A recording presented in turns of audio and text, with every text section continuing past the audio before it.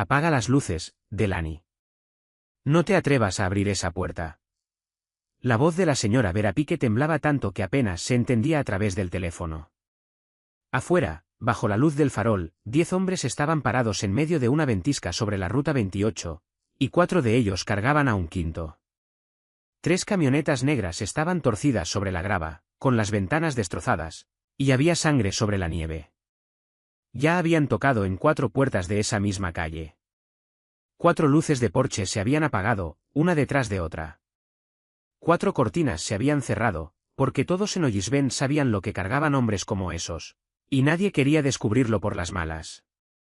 Y Delaney Ward, 28 años, apenas $19 en la caja registradora, a 34 días de que el condado le rematara el restaurante que había sido de su padre, con su madre dormida en el cuarto de atrás, estaba parada frente a esa puerta cerrada, con la mano sobre el cerrojo. Podía ver al hombre que cargaban. No se movía. Su cabeza colgaba hacia atrás, y la nieve se derretía sobre un rostro que ya había tomado el color equivocado. 37 años, el hombre más peligroso en 3 condados. Delaney sabía exactamente quién era. Todos lo sabían. Por eso cada puerta de esa calle estaba cerrada. Y por eso ninguna iba a volver a abrirse esa noche. Delaney no podía ayudarlo sin arriesgar todo lo que le quedaba. Pero tampoco podía darle la espalda. Lo que hizo en los siguientes 5 segundos es la razón por la que vas a querer escuchar esta historia completa. Antes de seguir, si alguna vez hiciste lo correcto cuando todas las voces a tu alrededor te decían que no lo hicieras, dale like a este vídeo para saber que estás ahí. Compártelo con alguien que necesite escuchar esto esta noche, y suscríbete, porque historias como esta no aparecen todos los días.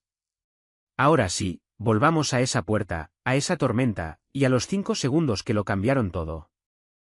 Delaney no había alcanzado a responderle a la señora Vera cuando el teléfono sonó de nuevo, pegado a su oído. Otra llamada entrando, y ella se lo apartó para mirar la pantalla. Otis Lon, el hombre de 63 años dueño de la ferretería en la calle Mee, que en los últimos 4 años no la había llamado ni una sola vez después de las 8 de la noche. Delaney cambió de línea. Tío Otis, ahora no puedo hablar. Entonces no hables, le dijo él, con la voz baja y urgente, como si estuviera parado en algún lugar donde no quería que nadie lo oyera. Solo escucha. Estoy mirando tu estacionamiento desde la ventana de arriba. Quiero que te alejes de esa puerta ahora mismo y vayas a sentarte junto a tu madre. Afuera, uno de los hombres se había separado del grupo y empezó a subir hacia los escalones. Llegó hasta la mitad y se detuvo. Conocí a tu padre durante 30 años, dijo Otis. Ayudé a Al a levantar la pared trasera de ese restaurante con estas 2 manos. Y te digo una cosa, Al jamás hubiera querido esto para ti. Tú no conociste a mi padre tan bien como crees, respondió Delaney. Danny, escúchame. Tienes que irte. Ella cortó la llamada y puso el teléfono boca abajo sobre el mostrador. Y ese pequeño sonido del plástico contra la madera fue, por un instante, lo más fuerte que se oyó en todo el lugar. El hombre en los escalones no tocó la puerta. Eso fue lo que le heló la sangre a Delaney. Había subido hasta la mitad y se había detenido. Y ahora solo estaba ahí parado, con las 2 manos abiertas y sueltas a los costados, exactamente donde ella pudiera verlas. No iba a pedir. Ya había pedido suficiente esa noche. Había aprendido lo que le daba pedir, y no pensaba volver a intentarlo. Esperaba que lo rechazaran para poder dar la vuelta y avisarles a los demás. 5 segundos. En verdad fueron 5 segundos. Después, Delaney los contó otra vez, y seguían siendo 5, y cada uno de ellos guardaba algo adentro. El primer segundo fue el bastón de su madre, parado en el pasillo, exactamente donde siempre estaba, a menos de 2 metros de donde ella se encontraba, y el sonido constante de su respiración llegando desde el cuarto del fondo. El segundo fue el sobre la repisa encima de la caja registradora. El sobre que había leído 2 veces, doblado 2 veces, y jamás había vuelto a abrir. El tercero fue la voz de la señora Vera, probablemente todavía hablándole a un teléfono que ya nadie escuchaba. El cuarto fue el tío Otis pronunciando el nombre de su padre como si ese nombre le perteneciera a él. Y entonces pensó en el hombre tendido en la nieve. Giró el cerrojo. La puerta se abrió con tanta fuerza que el viento se la arrancó de la mano y la estrelló contra la pared de madera, y el frío le golpeó el pecho como una bofetada abierta. Delaney no retrocedió. Caminó directo hacia la tormenta, plantó un pie sobre el último escalón, y alzó la voz por encima del viento. «Tráiganlo adentro». El hombre en los escalones no se movió. La miró de la forma en que la gente mira algo que ya decidió que no puede ser real, estudiándola, esperando a que volviera a convertirse en lo que él había esperado. Tenía más de 30 años, era de hombros anchos, y había una cautela en la forma en que se paraba que dejaba claro que estaba acostumbrado a ser el hombre que tomaba las decisiones ahí afuera. «Señora», dijo, «tráiganlo adentro ahora mismo, antes de que pierda más calor corporal». Detrás de él, todo el grupo seguía inmóvil. 9 hombres parados en medio de un estacionamiento blanco de nieve. Y ninguno decía una sola palabra. Y en ese instante, Delaney entendió que no estaban esperando permiso. Estaban esperando una trampa. «Podemos pagar», dijo él. «Lo que usted pida». «No pedí su dinero», respondió Delaney. «Le dije que lo trajeran adentro». Algo en el rostro del hombre se quebró y luego volvió a armarse. «Curtis Holland», dijo, como si darle su nombre fuera el único pago que todavía le quedaba para ofrecer. Después se dio vuelta e hizo una sola seña con la mano, y los 4 hombres que cargaban al quinto empezaron a moverse. La nieve era tan profunda que tenían que levantar mucho las rodillas, y por la forma en que alzaban las piernas, Delaney pudo ver lo agotados que estaban. Ella sostuvo la puerta. Pasaron uno por uno frente a ella, sacudiéndose los pies, agachando la cabeza al cruzar el umbral.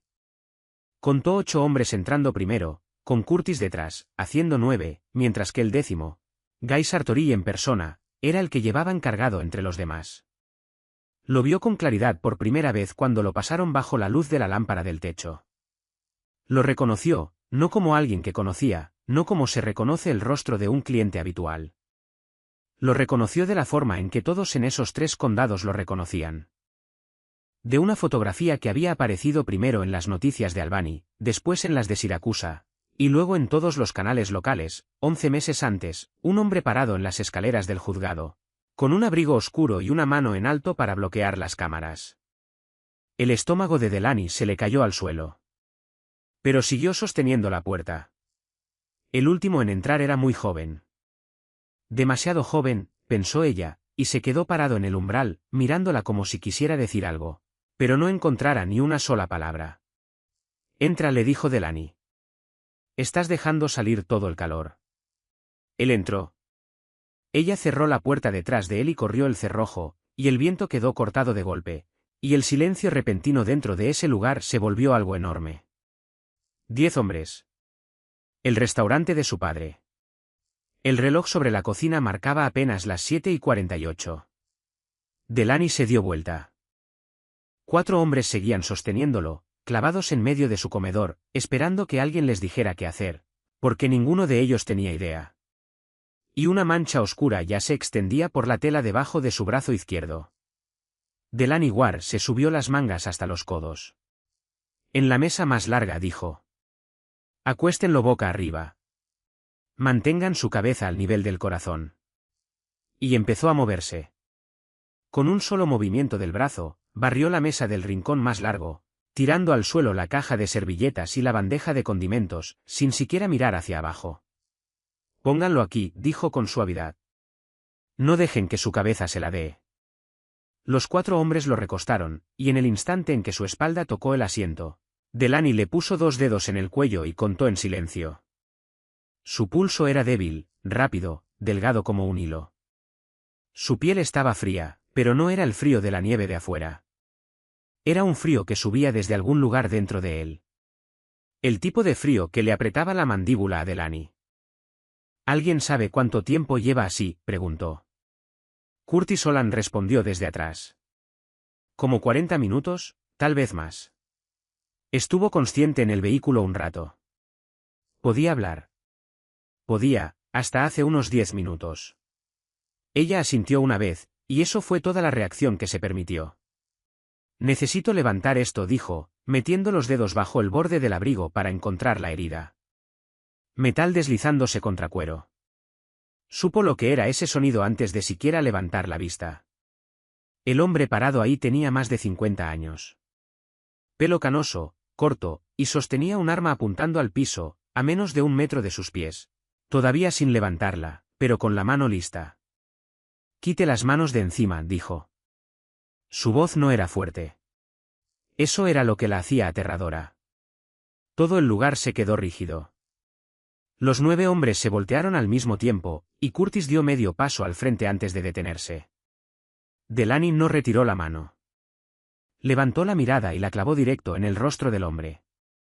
«Necesito saber por dónde entró la bala y si salió», dijo.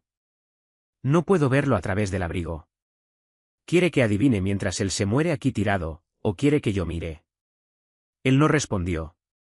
«Bruno», dijo Curtis en voz baja. El hombre seguía sin moverse. Entonces se oyó el golpe de un bastón contra el piso de madera, viniendo del pasillo detrás de la cocina. Lento y firme, 3 golpes y luego 4, y cada cabeza en el salón se giró hacia ese sonido. Ruth Ward, 71 años, apareció apoyada en su bastón con la mano derecha, con el brazo izquierdo pegado al cuerpo como lo había cargado los últimos 2 años. El pelo gris recogido a las apuradas, todavía con el camisón puesto bajo el suéter enorme de su esposo. Miró el arma. Miró al hombre que la sostenía. Después miró uno por uno a los otros 9, como una maestra pasando lista. «En este restaurante», dijo, «nadie le apunta a mi hija con un arma. Guárdela. Siéntese. Y si piensa causar más problemas, puede irse a esperar la tormenta allá afuera». Nadie habló. «No me oyeron», dijo Ruth. «Tengo 71 años. Uno de mis brazos no funciona, y estoy más cerca de usted de lo que ella está. ¿Qué exactamente piensa hacerme a mí?» El silencio duró 3 respiraciones exactas. Después Bruno Nardi bajó la mano, puso el seguro y guardó el arma dentro del abrigo. «Disculpe, señora», dijo. «Discúlpese con ella», respondió Ruth, y sin volver a mirar a nadie, caminó de regreso a la cocina apoyada en su bastón. Delaney ya había vuelto a su trabajo antes de que él terminara de hablar. Cortó las capas de ropa con las tijeras del cajón bajo la caja registradora, sin jalar, sin rasgar, y cuando la tela se abrió, se inclinó y estudió la herida durante unos 3 segundos antes de levantar la vista. «Herida de entrada en el costado izquierdo», dijo. «Hay una herida de salida en la espalda, con ángulo hacia arriba. Eso es mucho mejor que tener la bala adentro». «¿Ha perdido mucha sangre visible?», preguntó Curtis. «Lo que me preocupa no es la sangre que veo», respondió ella. Presionó gasas limpias contra ambas heridas, apilando varias capas, y tomó la mano de Curtis para colocarla firme sobre ellas. «Presione. Mantenga la presión constante. No la levante para mirar. En el momento en que la levante, arruina todo». Él asintió.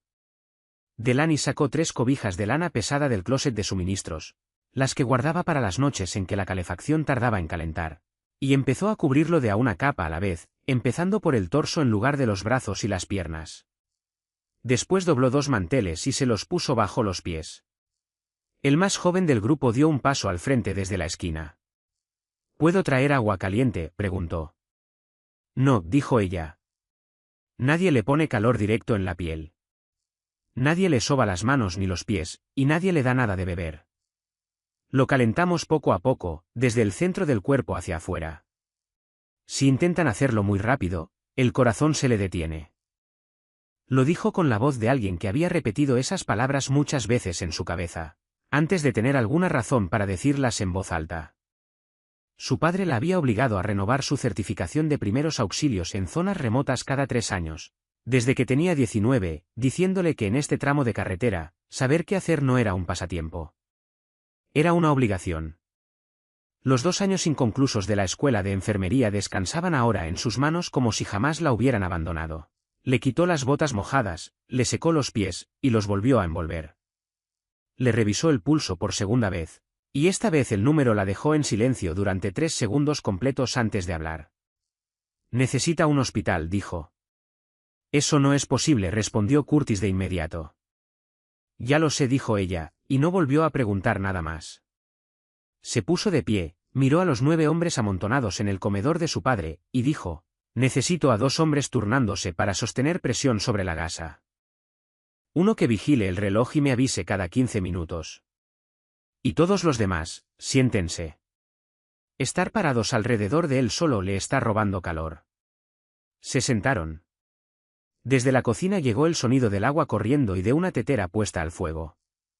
Y Ruth Ward gritó que si 9 hombres pensaban quedarse toda la noche sentados en su restaurante, entonces al menos uno de ellos mejor supiera lavar una taza.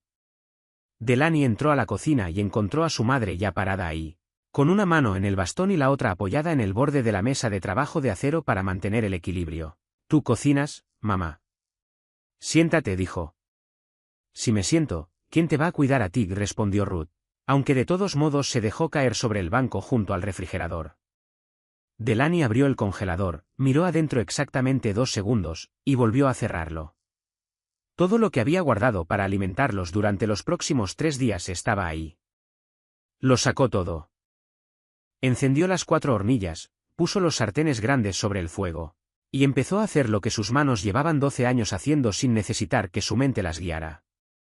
Mientras esperaba que los sartenes se calentaran, miró por la ventanilla de la cocina hacia el comedor. Los 9 hombres realmente se habían sentado. 2 se turnaban sosteniendo presión sobre la gasa, exactamente como ella había indicado, cambiando de mano cuando se cansaban, sin decirse una palabra entre ellos. Uno estaba sentado al final de la mesa, con los ojos fijos en su reloj de pulsera. Los demás recogieron del suelo la caja de servilletas y la bandeja de condimentos que ella había tirado antes, las acomodaron en otras mesas, y enderezaron las sillas que habían quedado fuera de lugar. Uno caminó hacia el mostrador de bebidas, se detuvo, y giró a mirarla a través de la ventanilla. «¿Puedo tomar agua, señora?» «Sírvase», dijo ella. Sirvió agua para 4 hombres, después llevó los vasos sucios al fregadero. Delaney lo observó más tiempo del que quiso admitir. Había vivido los 28 años de su vida en Ollisben, y sabía exactamente lo que la gente decía sobre hombres como estos. También sabía que hombres de camisa limpia habían comido en su restaurante, tirado sus servilletas al suelo, y se habían ido sin más. Volvió a los sartenes. El más joven seguía sentado solo en la esquina, apartado de los demás, con las 2 manos metidas entre las rodillas. No levantaba la vista. Sus hombros temblaban en pequeños arranques, y trataba de contenerse de la forma en que lo hace alguien que sabe que otros 8 hombres están en la sala. Delaney tomó una taza, sirvió café, le puso más azúcar de la que nadie tenía derecho a beber, y salió a dejarla sobre la mesa frente a él. «Toma», dijo. «Estoy bien, señora», respondió él. Ella jaló una silla y se sentó frente a él. «¿Cómo te llamas?» «Gio Patrucci, señora». «¿Cuántos años tienes, Gio?» «24». Él levantó la vista y tenía los ojos enrojecidos. «No ayudé en nada», dijo. «Allá afuera». «Solo me quedé parado, mirando». Ella acercó un poco más el café. «¿Ayudaste a cargarlo por el estacionamiento?» «Sí, señora». «Entonces ayudaste», dijo ella. «Bébelo y caliéntate». Él envolvió la taza con las 2 manos, y le temblaban tanto que la superficie del café se ondulaba, pero bebió. Delaney volvió a la cocina. Su madre estaba sentada, observándola en silencio. «¿Piensas cocinar todo eso?», preguntó Ruth. «Pienso cocinar todo», respondió Delaney. «¿Y entonces qué vamos a comer mañana?» «Ya nos preocuparemos por mañana cuando llegue». Ruth miró por la ventanilla hacia los 9 hombres sentados en silencio en el restaurante de su esposo, y dijo, lo suficientemente fuerte para que todos allá afuera la oyeran: «Bueno, al menos esta es la noche más ocupada que hemos tenido en 6 meses». Alguien allá afuera se rió, un sonido corto y sorprendido que murió casi de inmediato, como si al propio hombre lo hubiera tomado desprevenido. Delaney se mordió el labio y siguió revolviendo la comida. El teléfono sobre el mostrador vibró a las 10:15.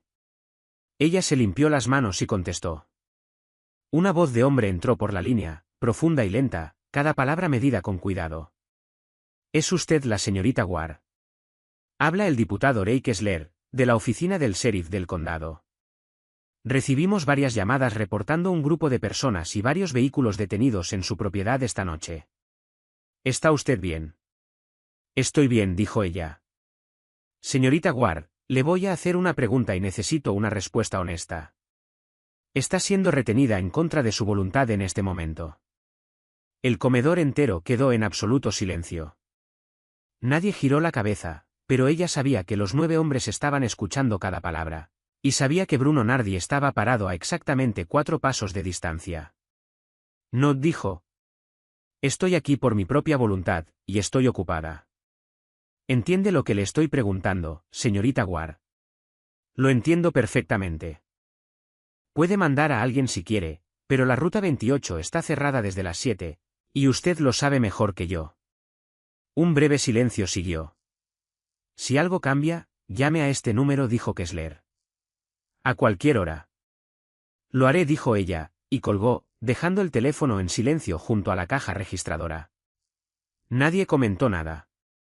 Pero cuando levantó la vista, encontró a Curtis Holland mirándola, y había algo en sus ojos que ella no supo leer en ese momento, y que no entendería hasta mucho después.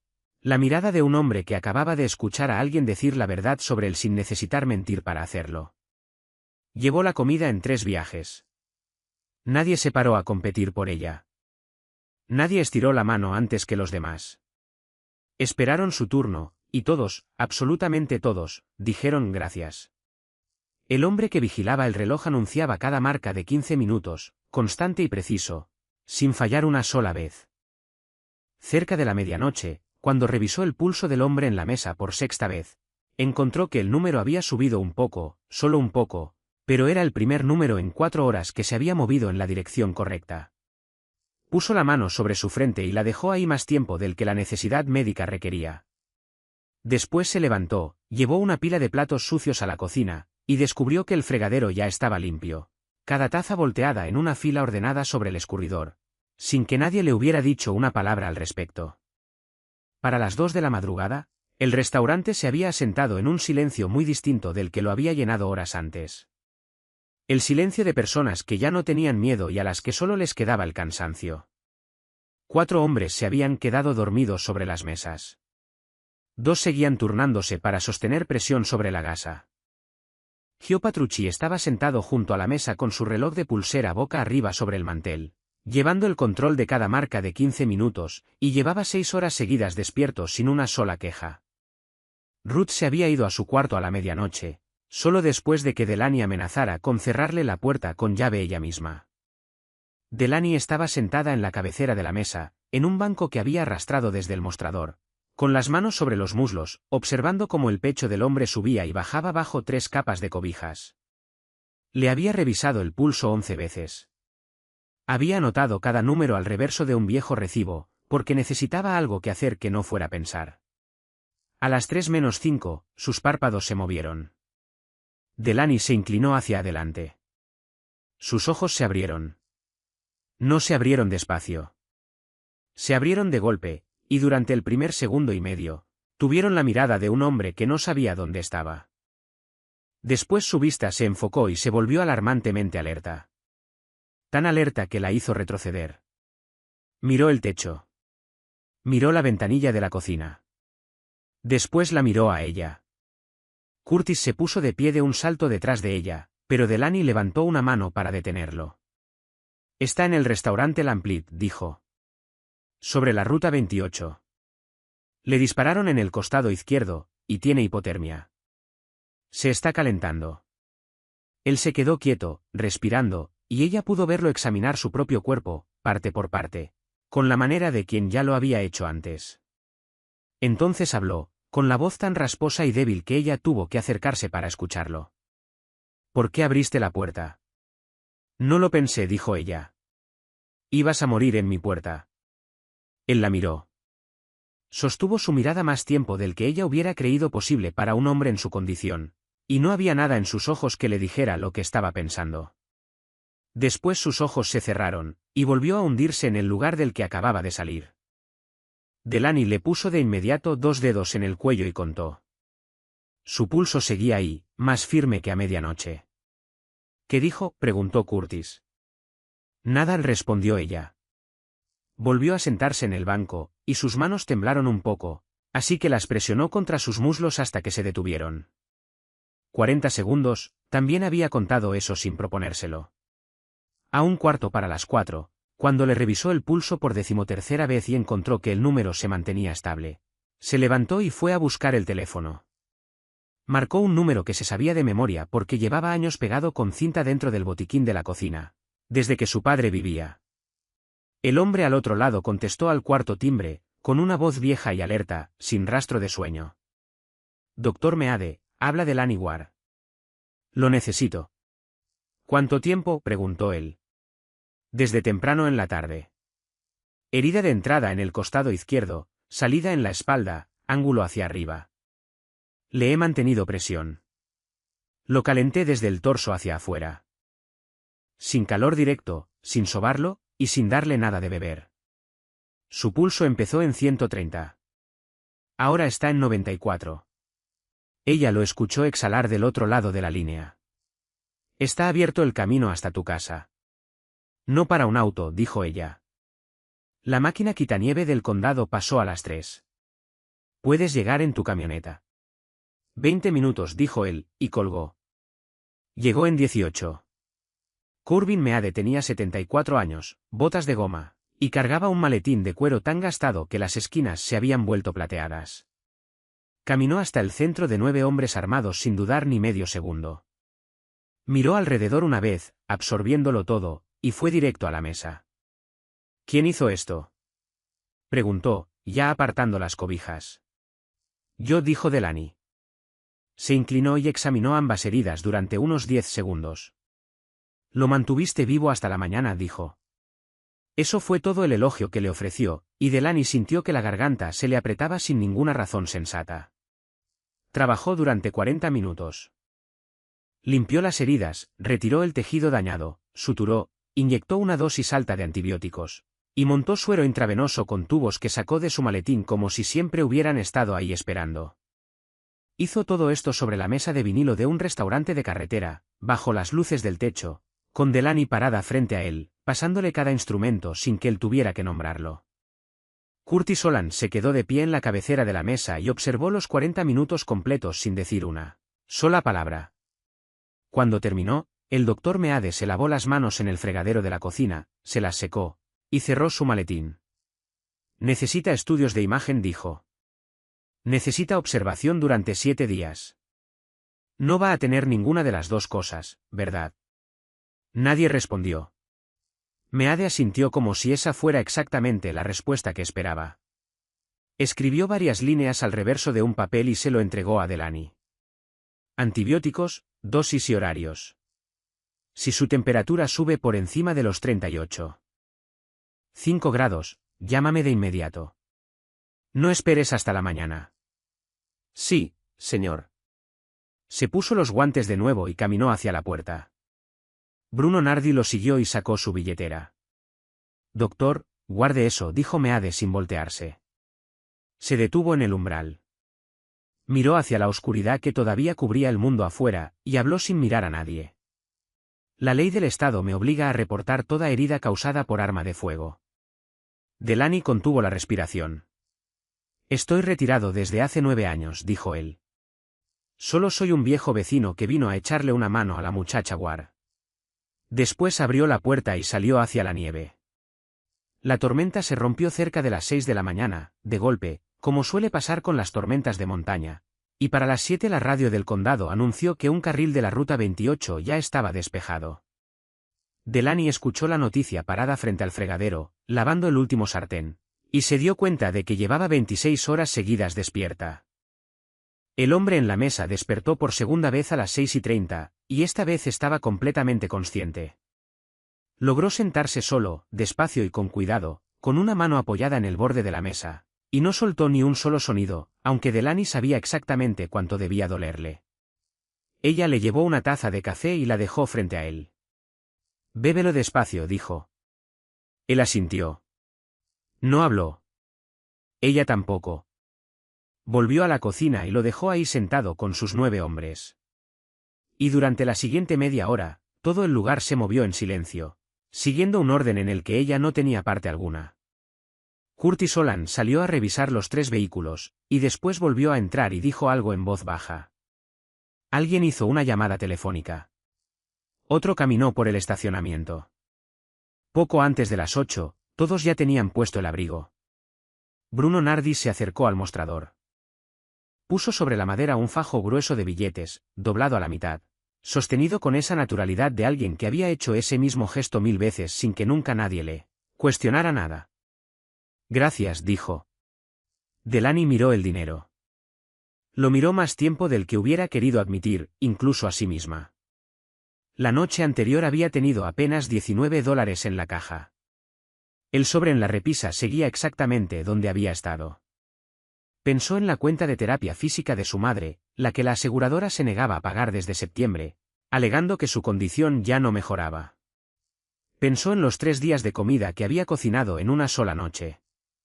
Después estiró la mano y empujó el fajo de billetes de vuelta hacia él. No lo necesito, dijo. Bruno no se movió. Señorita Ward, ese dinero es por la comida, los insumos médicos, y su trabajo. No es un regalo. Sé lo que es, dijo ella. Y aún así no lo voy a aceptar. En algún momento, todo el lugar se había quedado en silencio, aunque ella no supo decir exactamente cuándo. ¿Por qué?, preguntó él. Ella pensó durante 2 segundos. Porque si tomo su dinero, dijo, entonces anoche abrí esa puerta para hacer negocios. Y no la abrí para eso. Bruno la miró. Tenía 52 años. Y Delaney jamás sabría que en los últimos 20 años nadie le había devuelto dinero, ni una sola vez, ni que ese pequeño gesto suyo se le quedaría grabado por mucho tiempo. Guardó el fajo dentro de su abrigo. Está bien, dijo. El hombre sentado en la mesa se puso de pie. Tuvo que hacer una pausa para recuperar el equilibrio, y Gio Patrucci dio un paso al frente para sostenerlo, pero él sacudió apenas la cabeza, y Gio retrocedió. Cruzó el comedor despacio, inclinado hacia el lado derecho, y se detuvo a unos 2 pasos del mostrador. Señorita Ward, dijo. Era la primera vez que pronunciaba su nombre, y ella no recordaba que nadie se lo hubiera dicho. Sí. Él la miró. Parecía que iba a decir algo más largo, y después no lo dijo. Solo asintió una vez, exactamente una vez, y caminó hacia la puerta. Los otros 9 lo siguieron. Gio se detuvo en el umbral y le agradeció por tercera vez esa noche, y Delaney le dijo que manejara con cuidado. Se quedó detrás del vidrio mirándolos cruzar el estacionamiento. Vio a Curtis Olan abrir la puerta de un vehículo. Vio a Bruno Nardi decirles algo a 2 hombres antes de que se separaran a revisar ambos extremos del camino. Y vio al último hombre detenerse en medio de la nieve, girar, y mirar hacia arriba, sobre la entrada del restaurante. Colgado ahí estaba el letrero de madera que su padre había tallado él mismo en 1994, la pintura casi completamente desgastada, las letras tan borrosas que un extraño que pasara por ahí no habría podido leerlas. Se quedó mirándolo un buen rato, mucho más de lo necesario para leer esas pocas palabras. Después se giró hacia Bruno y le dijo algo. Delaney no pudo oírlo.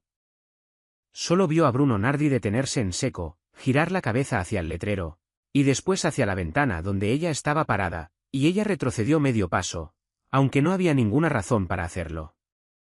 Bruno asintió una vez, y después subieron a los vehículos y se fueron. Delaney se quedó detrás del vidrio hasta que el sonido del último motor desapareció hacia el sur. El estacionamiento quedó vacío, cubierto de huellas de llantas y pisadas, y la nieve había tomado ese color gris sucio de las mañanas después de una tormenta. Se dio vuelta y entró. Enrolló las 3 cobijas de lana. Talló la mesa con agua caliente y lejía 2 veces, y después una tercera. Juntó las gasas, los guantes y los envoltorios en una bolsa negra, la amarró, y la llevó al bote de basura detrás del restaurante. Abrió la caja registradora, contó el dinero, y todavía había $19 adentro. Se quedó mirando ese número un rato, y después cerró el cajón. Ruth salió de su cuarto con el bastón a las 9, miró el comedor impecable, y preguntó si ya se habían ido todos. Todos se fueron, dijo Delaney. Ruth se sentó despacio en su banco de siempre. ¿Tomaste su dinero? No, señora. Ruth asintió despacio y no dijo nada más, y Delaney no supo decir si su madre estaba orgullosa o asustada. Tal vez las 2 cosas. Delaney volteó el letrero abierto a las 10 y se sentó a esperar. Exactamente 2 clientes entraron esa mañana. No tenía idea de que, antes de irse del estacionamiento, Guy Sartori había hecho 2 llamadas telefónicas.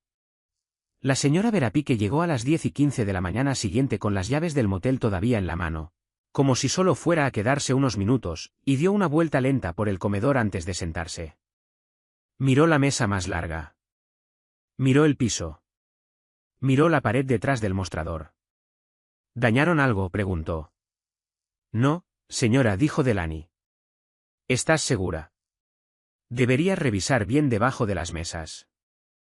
Limpié todo 3 veces, señora Vera. La señora Vera se sentó, pidió una taza de té, y tardó 15 minutos en bebérsela antes de volver a hablar. Escuché a la gente hablando esta mañana. ¿Diciendo qué? Puras tonterías. Dejó la taza. Delaney, tengo 66 años y he vivido en este pueblo más tiempo del que tú llevas viva. La gente no olvida rápido. Lo sé, señora. La señora Vera asintió, dejó exactamente el monto exacto sobre la mesa, ni más ni menos, y se fue. Fue la primera clienta pagante del día. 4 más llegaron esa tarde. El miércoles, el restaurante tuvo 7 clientes. El jueves, 9. El viernes, 6, y uno de esos 6 fue el doctor Meade, que se sentó en la esquina, pidió lo más barato del menú, se lo terminó todo, dejó una propina igual al precio de su comida, y salió sin decir una sola palabra sobre la noche de la tormenta.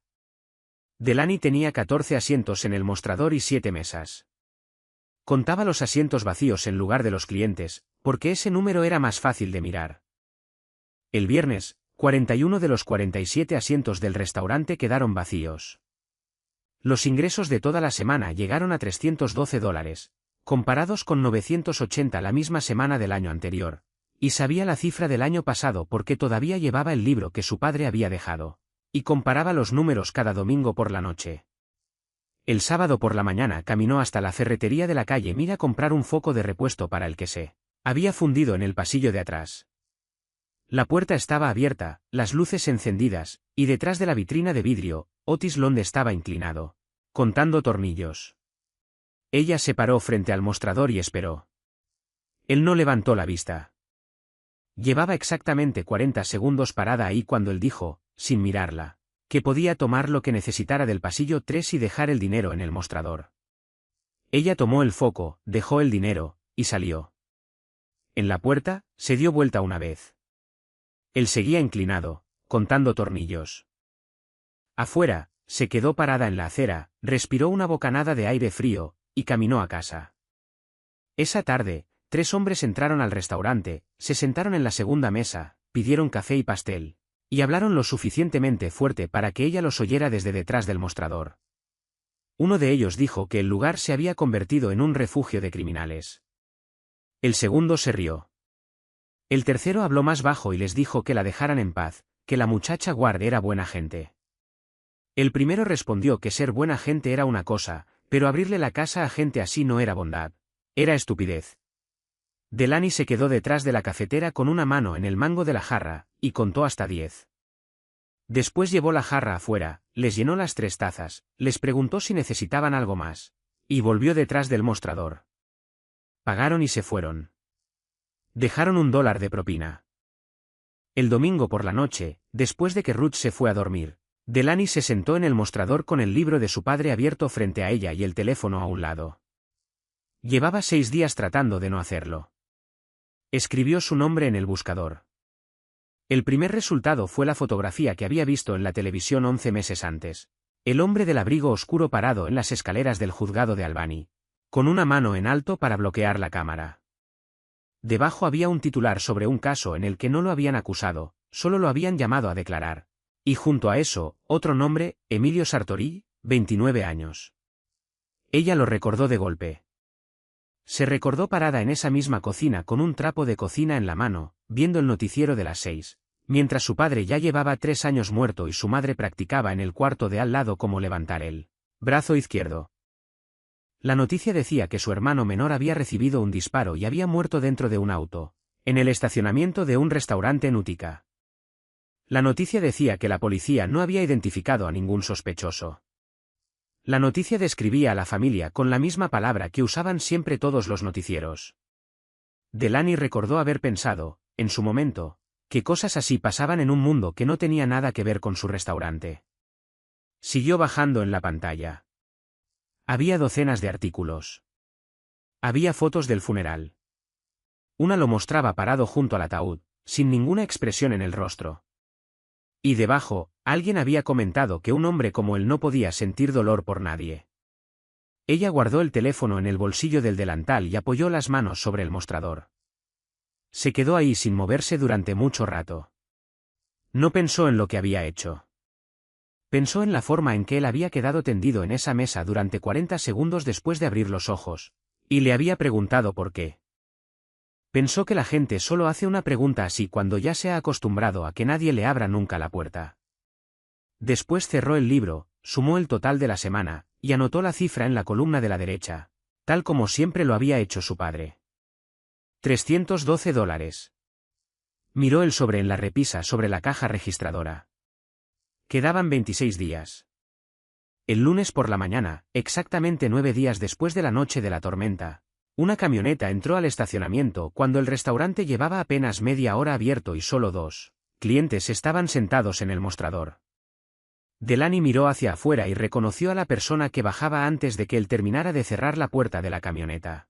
Gio Patrucci entró solo, cargando una caja de cartón con los 2 brazos, no muy grande, pero claramente pesada para su tamaño, y se paró en medio del comedor con la expresión de alguien tratando de recordar las palabras que había ensayado durante todo el camino. Pasaba por aquí, señora, dijo. Ambos sabían que eso no era verdad, porque Ollisben no quedaba de paso hacia ningún lado. Puso la caja sobre el mostrador. Me dijo que le trajera esto. Delaney se limpió las manos en el delantal. Siéntate primero, dijo, y le sirvió una taza de café que él no había pedido. Él se dejó caer en un banco del mostrador, envolvió la taza con las 2 manos, y ella notó que ya no le temblaban. Se veía distinto ahora. Abrió la caja.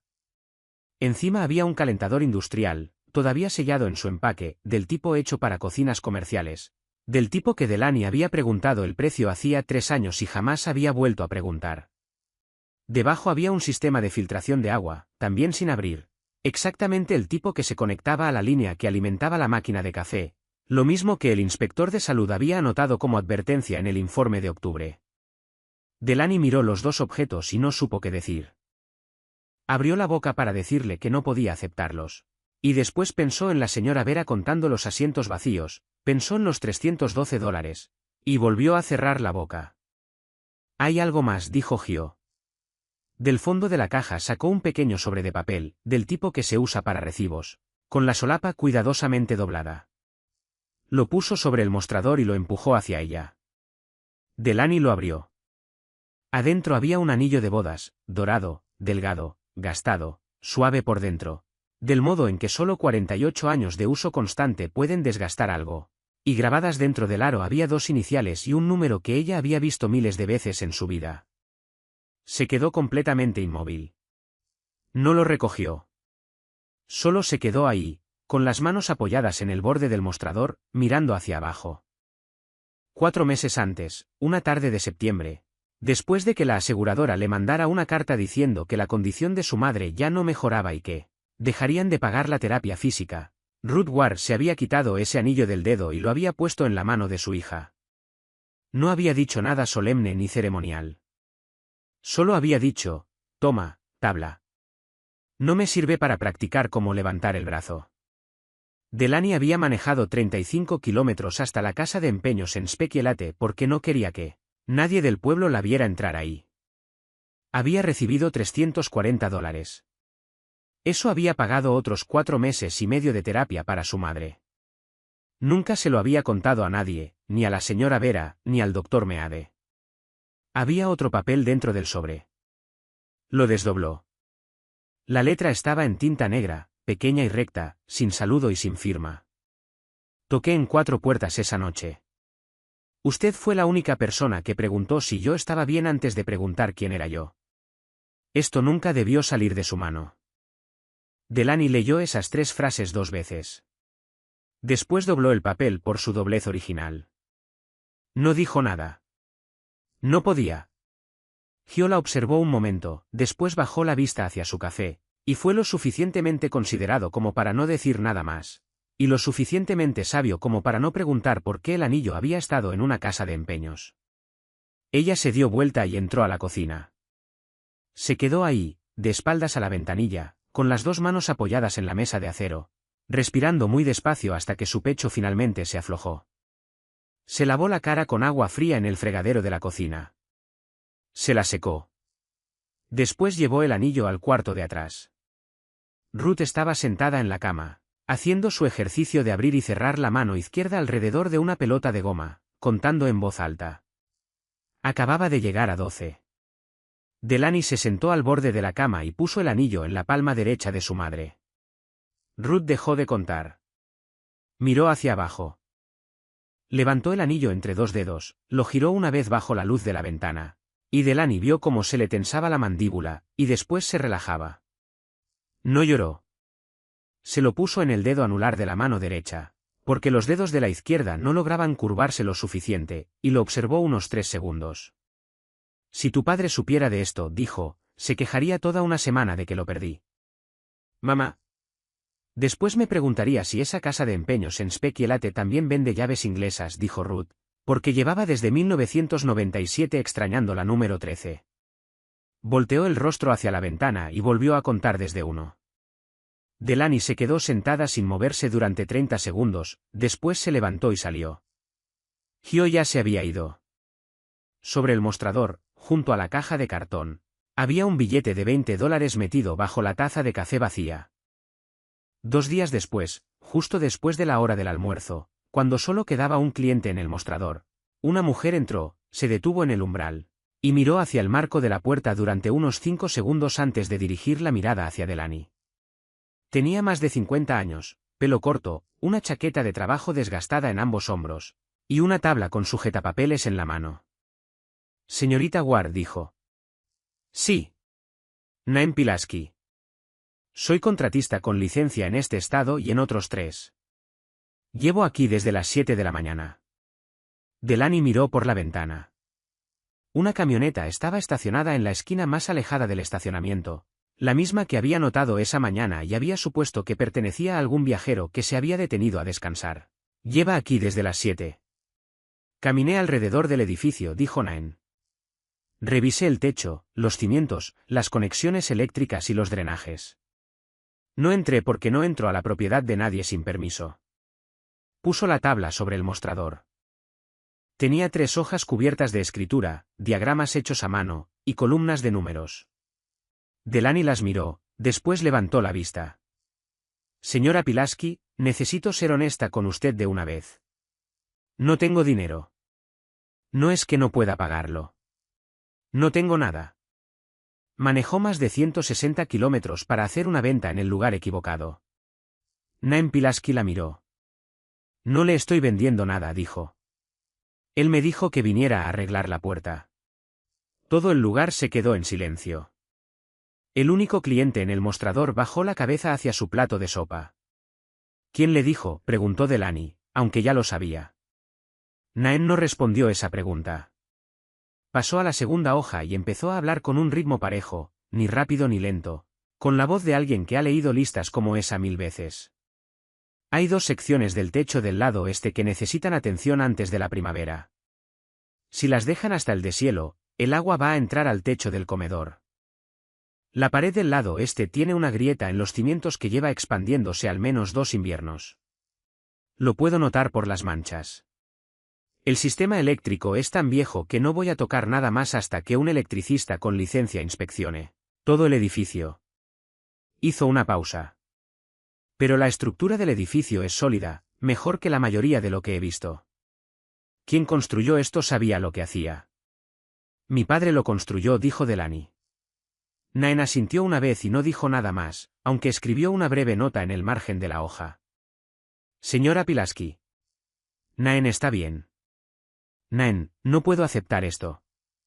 Ya les devolví su dinero una vez. No lo voy a aceptar una segunda vez en otra forma. Naem bajó su lapicero. Señorita Ward, se lo voy a decir una sola vez y después lo voy a dejar así, porque no me gusta hablar de mí misma.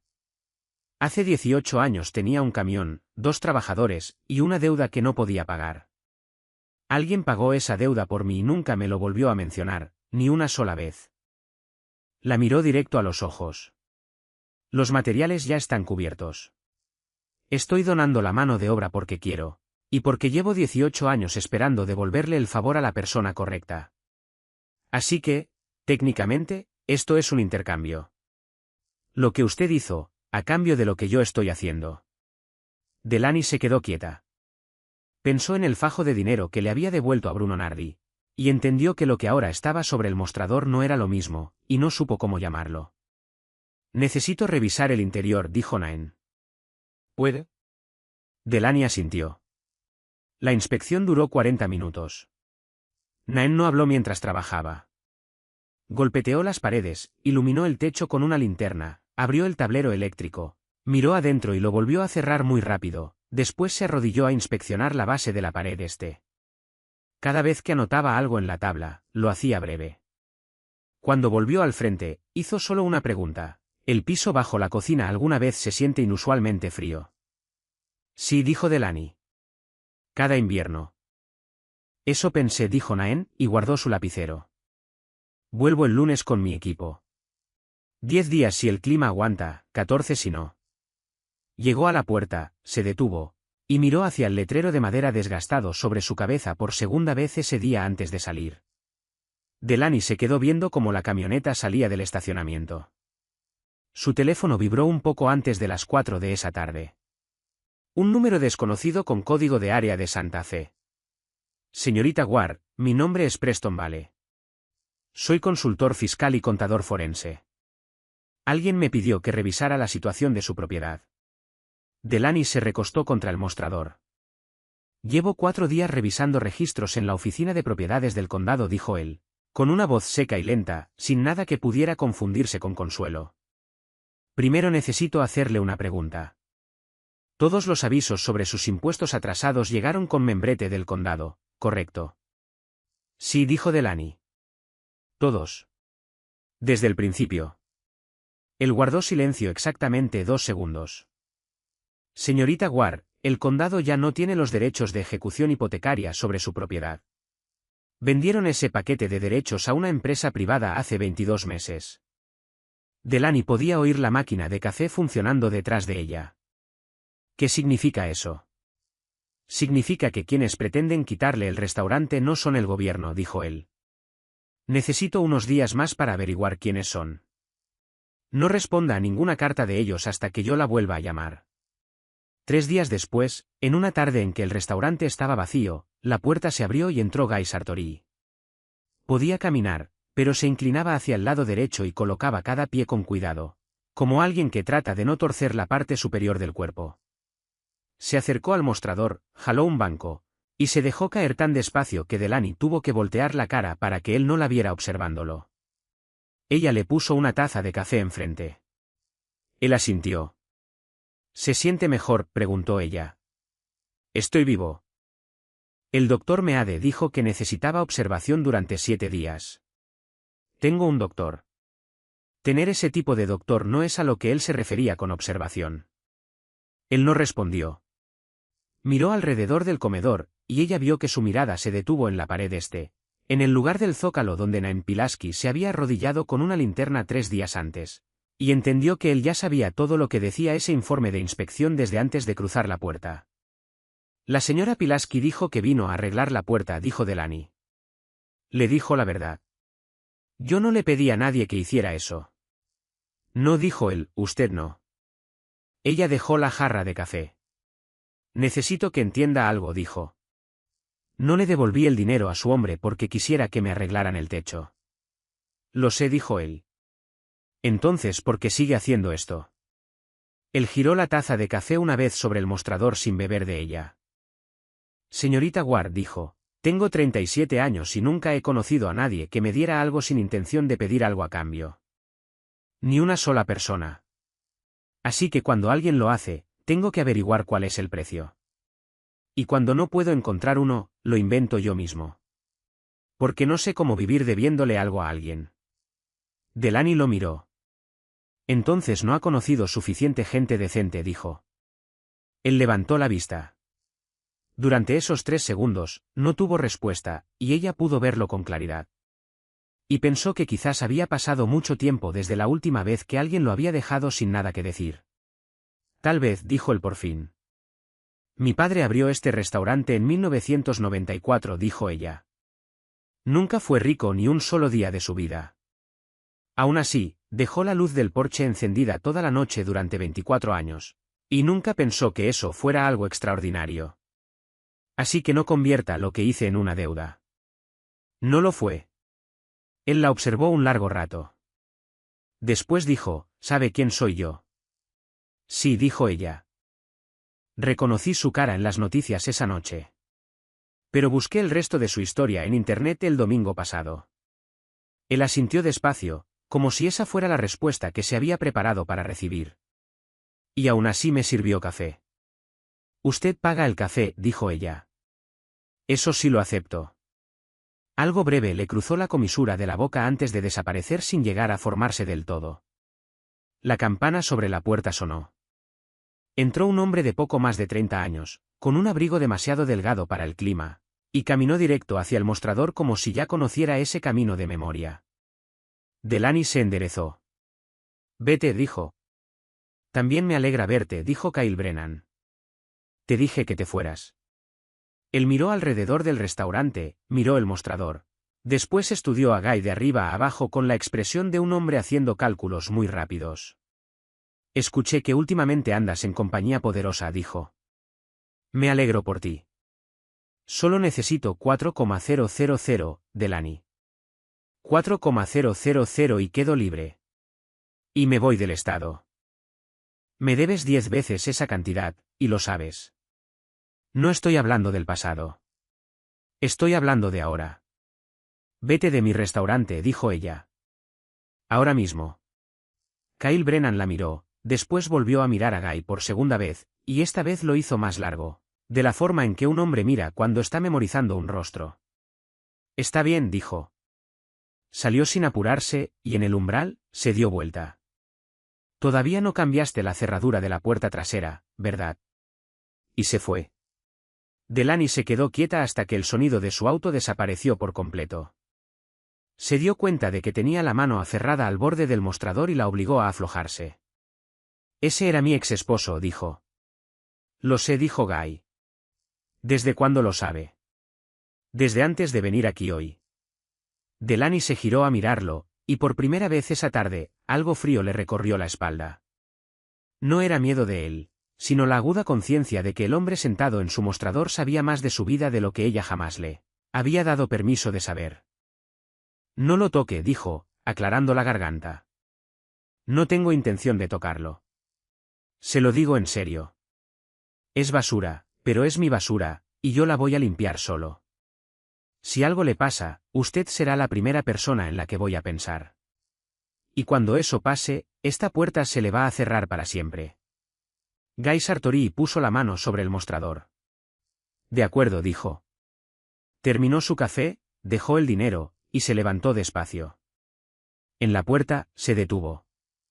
Señorita Ward. Sí. Cambie la cerradura de la puerta trasera. A las 2 de la madrugada del jueves, Delaney despertó al sonido del bastón de su madre cayendo al piso en el cuarto de al lado. Corrió y encontró a Ruth sentada al borde de la cama, con el cuerpo inclinado hacia un lado, y cuando trató de hablar, las palabras no le salían. Delaney cayó de rodillas frente a ella. Mamá, mírame. Sonríe para mí. Un lado del rostro de Ruth se movió. El otro no. Delaney había aprendido esto en su segundo año de universidad, y había releído la hoja de instrucciones pegada dentro del botiquín cientos de veces en los últimos 2 años. Y en ese momento, sintió una calma helada instalarse en todo su cuerpo. Miró el reloj, 2:04. Llamó a emergencias. Dio la dirección, describió los síntomas, y dio la hora exacta en que había empezado. La persona al otro lado guardó silencio varios segundos antes de decir que había una tormenta cruzando la ruta 28, que la ambulancia más cercana estaba ocupada hacia el lado de Indian Lake, y que el tiempo estimado de llegada era de 90 minutos. Delaney colgó. 90 minutos, más otros 50 hasta Utica, eran 2 horas con 20 minutos. Ella sabía qué número importaba, y sabía que no lo tenía. Marcó el segundo número. Él contestó al primer timbre. Mi madre está teniendo un derrame. Me dijeron que la ambulancia llega en 90 minutos. Hay una tormenta en el camino. Ya tienes mi dirección. Él no hizo ni una sola pregunta. Dijo 10 minutos y colgó. Delaney envolvió a su madre en una cobija, escribió la hora exacta en el reverso de su propia mano con un bolígrafo, y metió la caja de medicamentos de Ruth y su tarjeta del seguro en una bolsa. Siguió hablándole a su madre sin parar, incluso cuando ya no le quedaba nada que decir. Ruth le agarró la mano con la derecha y apretó fuerte, y Delaney supo que era la única respuesta que podía darle. Los vehículos llegaron a los 9 minutos. Oyó los motores antes de ver las luces. 2 vehículos viajando muy juntos, las llantas rechinando sobre la nieve fresca. Curtis Holland bajó primero, junto con Gio Patrucci y otro hombre. Cargaron a Ruth afuera en la misma cobija en que Delaney la había envuelto, sin hacer preguntas, sin un solo movimiento torpe, y Delaney entendió que habían planeado exactamente cómo hacerlo durante todo el camino hasta ahí. Guy iba sentado en el asiento del copiloto del primer vehículo. No se dio vuelta. Solo dijo, vamos. El primer vehículo avanzó a abrir camino, sus faros cortando 2 senderos amarillos sobre nieve que nadie había cruzado, mientras el segundo vehículo, con Ruth adentro, seguía a la misma distancia exacta. Delaney iba en el asiento de atrás, con una mano sosteniendo la cabeza de su madre y la otra en su muñeca, contando el pulso. Miró por la ventana y vio que el vehículo de adelante nunca frenaba en las curvas donde ella siempre tenía que tocar el freno. Y entendió que quien manejaba conocía este camino mucho más de lo que ella se había imaginado. Nadie habló. Solo se oía el sonido de los motores, los limpiaparabrisas, y la voz de Delaney hablándole a su madre. A las 2:26 pasaron el Blue Mountain Lake. A las 2:51 dejaron atrás las montañas.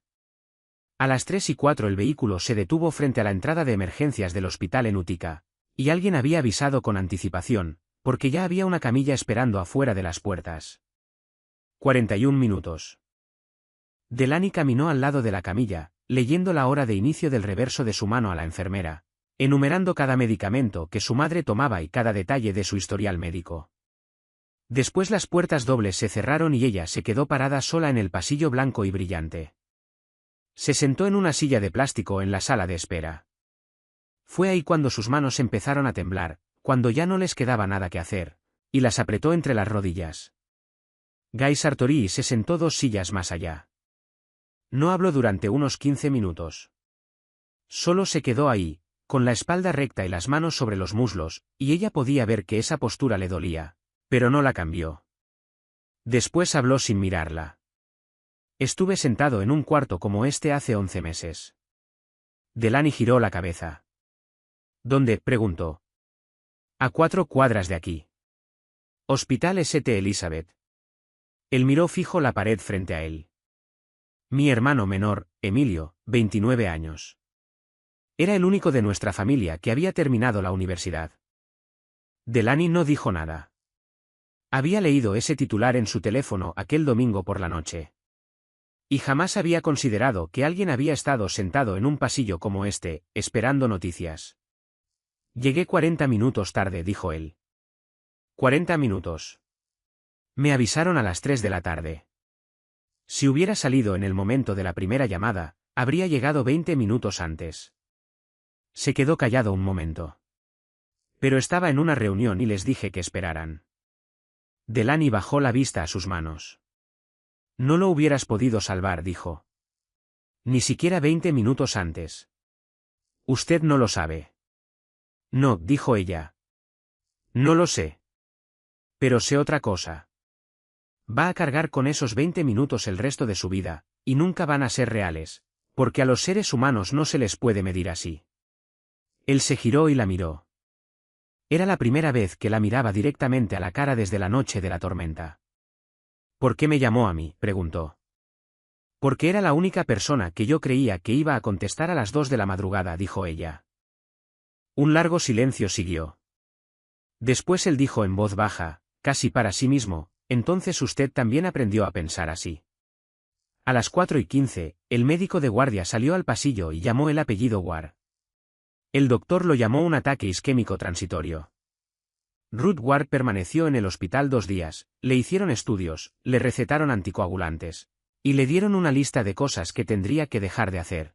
Y el viernes por la tarde le dieron de alta con la advertencia de que el próximo episodio podría no ser tan leve como este. En el camino de regreso, se quejó los 65 kilómetros enteros de que el hospital le había quitado su bastón y le había devuelto uno distinto, casi 2 centímetros más corto. Delaney la dejó hablar. Necesitaba oír la voz de su madre hablando de lo que fuera. El sábado por la mañana, Otis Lund empujó la puerta del restaurante y entró. No cargaba nada. Fue directo al mostrador, no se sentó, y se quedó ahí parado con las 2 manos apoyadas en el borde de la madera. Escuché lo de la señora Ruth, dijo. Mamá está mejor, respondió Delaney. Él asintió. Después guardó silencio tanto tiempo que Delaney pensó que se iba a dar vuelta e irse. Esa noche, yo estaba parado en la ventana, dijo. Delaney dejó la jarra de café. Estaba en la ventana de arriba y vi todo. Vi cómo lo cargaban por el estacionamiento. Te vi abrir la puerta. Su voz era pareja y lenta, sin temblor. Y cerré las cortinas. Nadie habló. El único cliente en el restaurante estaba sentado en la última mesa y no levantó la vista. Tengo 63 años, dijo Otis. Ayudé a tu padre a construir esa pared trasera. He comido 1000 comidas en este lugar. Y la noche en que un hombre se estaba muriendo a menos de medio kilómetro de mi tienda, cerré las cortinas y me fui a dormir. Tío Otis, no vine aquí a pedirte que me perdones, dijo. No creo que el perdón sea algo que una persona pueda pedir. Miró alrededor del comedor una vez, después volvió a fijar los ojos en ella. Vine a preguntar si tienes trabajo para mí. Delaney lo miró. Pensó en los 40 segundos que había pasado parada frente al mostrador de la ferretería mientras él contaba tornillos inclinado. Pensó que podría dejarlo ahí parado otros 40 segundos, y entendió exactamente lo que eso le daría. Y entendió que no valdría absolutamente nada. Naem Pilasky viene el lunes con su equipo, dijo. Va a necesitar materiales, y no todo se puede traer desde Albany. Tú sabes dónde encontrar las cosas en este condado y a qué precio, mejor que nadie. Otis Lund se enderezó. Dame la lista, dijo. Estaré aquí a las 6 el lunes. Se fue, caminando más rápido de lo que había llegado. Delaney oyó el primer motor a las 6:40 de la mañana del lunes, cuando el cielo todavía no aclaraba del todo, y apenas había terminado de encender la estufa. Pensó que era la camioneta de Naen. Después oyó un segundo motor, y después un tercero. Y para cuando llegó a la ventana, una fila de faros se extendía hacia el sur por la ruta 28, más lejos de lo que alcanzaba a ver. Los vehículos entraron uno tras otro al estacionamiento. Camiones, camionetas, camiones de caja, y una pequeña grúa. Y cuando ya no quedó espacio, se estacionaron sobre el hombro del camino. Contó 22 vehículos y dejó de contar. Nadie de los que bajaba se quedaba deambulando. Se agrupaban alrededor de Naem Pilasky mientras ella leía nombres, asignaba tareas, y señalaba. Y en 15 minutos, todo el estacionamiento funcionaba como una obra en construcción. Más de 40 personas. Delaney se quedó parada en la puerta y se dio cuenta de que no reconocía ni una sola cara entre ellos. Un hombre de unos 60 años se le acercó y le dijo que era carpintero de Roma y que había cerrado su taller 3 días para venir hasta ahí. Otro le dijo que era dueño de un restaurante en Herkimer y que había traído suficiente comida para 2 comidas al día durante 10 días, para que ella no tuviera que cocinar ni una sola vez. Una mujer le mostró su licencia de electricista guardada en la billetera antes de que Delaney alcanzara a preguntar. Ninguno de ellos explicó por qué estaba ahí. Otis Lund había llegado a las 6:20, antes incluso que el camión con la grúa. Cargaba la lista, caminó 2 veces alrededor del edificio junto a Naen. Y para las 7, ya había hecho 4 llamadas telefónicas y tenía 3 camiones de materiales en camino desde dentro del condado. A las 9, la señora Verapique cruzó desde el motel, se paró junto al camino observando unos 10 minutos, y volvió a entrar. A las 11 regresó con 2 dispensadores grandes de café y una caja de vasos de papel, Los puso sobre una mesa afuera en el porche, y sin decirle una palabra a Delaney, empezó a servir café. Para el mediodía, Delaney había contado 6 personas del pueblo en el estacionamiento. Solo 6. Sabía que Ollisven tenía más de 800 habitantes, y sabía que la mayoría estaba parada detrás de las ventanas de sus casas, mirando. No culpaba a ninguno de ellos. Llevó café al porche y se quedó viendo cómo desmontaban, pieza por pieza, la sección este del techo de su padre bajo el cielo frío, y se dio cuenta de que el corazón le latía rápido de una forma que no sabía nombrar. Ruth llegó al umbral con su bastón, miró hacia el estacionamiento, y dijo que si al pudiera ver esto, se subiría al techo a señalar todo y se caería y se rompería el cuello. Después se dio vuelta y volvió a entrar.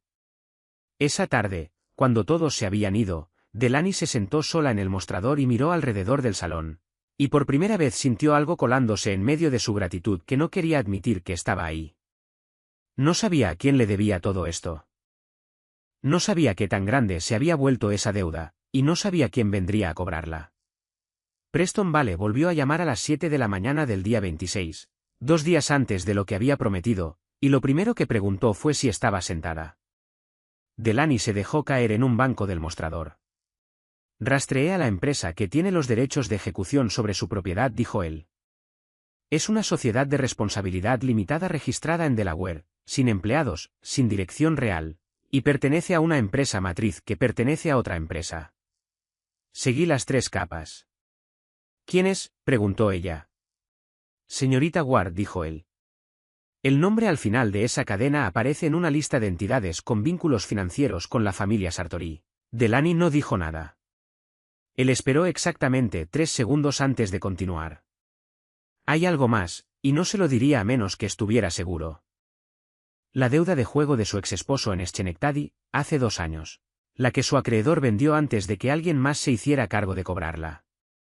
Rastreé al comprador. Pertenece a la misma red, al mismo sistema. Hizo una pausa. No estoy diciendo que alguien la haya elegido a usted a propósito. Redes como esta compran cientos de deudas cada año. Las compran en paquetes. No revisan cada nombre individual. Pero la verdad es que las 2 cosas que la han estado asfixiando durante los últimos 2 años han estado fluyendo hacia el mismo lugar. Delaney puso el teléfono sobre el mostrador. Se quedó sentada, sin moverse, durante mucho rato. Afuera, 40 personas trabajaban sobre el techo que había construido su padre, y el sonido de sus martillos entraba por el vidrio con el ritmo constante de un reloj. Miró el sobre en la repisa sobre la caja registradora. Lo había leído 2 veces, lo había doblado 2 veces, y durante 2 años había creído que lo que se llevaba su restaurante era una oficina de gobierno sin rostro. Llamó a Guy a las 8. Él llegó antes de las 10. Entró, miró su cara, y se detuvo en medio del comedor.